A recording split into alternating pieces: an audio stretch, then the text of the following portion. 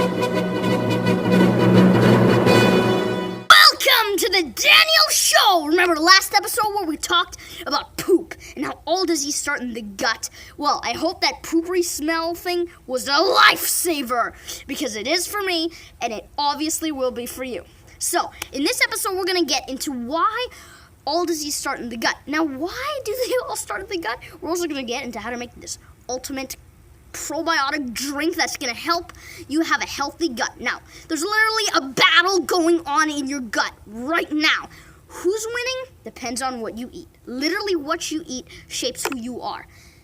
Now, there are battles between the good bacteria and the bad bacteria. But how important are they really? Well, in 2004, they took two groups of rats. One, they removed their so-called germs out of their gut. They basically cleaned them with antibiotics. Then the second group, they left them, and that second group had their germs still in them. So what happened is they were both exposed to a stressful experience, like a cat. They freaked out. But the group that had no germs in them way overreacted than the other group, which came to a theory that your gut affects how your brain and nervous system work. Now, the next question was, does this apply to humans? And the answer is yes, it does. In fact, your gut is called the second brain, and your heart is also one of the brains. So, basically, you could think is like you have three brains. And the gut is neuron connections too. And it affects that feel-good hormone. Serotonin actually is made in your gut. So that's why people, when the bad bacteria is winning in their gut, they're depressed, and you can see those signs coming from the bad guys winning. The bad guys are not what we want. We want the good guys. How do we get the good guys? Very simple. We gotta get probiotics. Now, at the end of this video, I'll teach you how to make a coconut water kefir. And we make this a lot at home. I drink a cup a day, and this keeps my belly happy.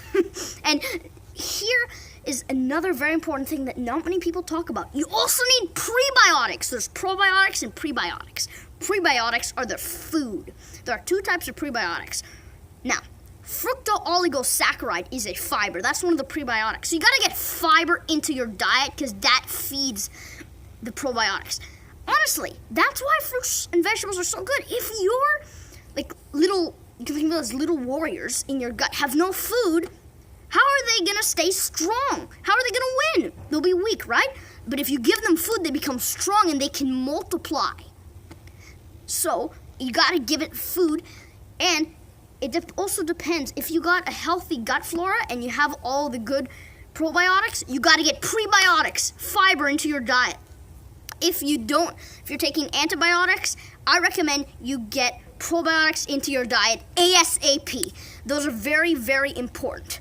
And like we said, it affects the brain. So if you want to be happy, it starts with a good breakfast. Daniel's Breakfast Burst. I don't have a book to show you right now because we're sold out, but it has a bunch of recipes packed with fiber so that you can get those prebiotics in your belly, and so you can have a happy belly and a happy life, and so you can get that serotonin moving. So, here's how you make the coconut water kefir.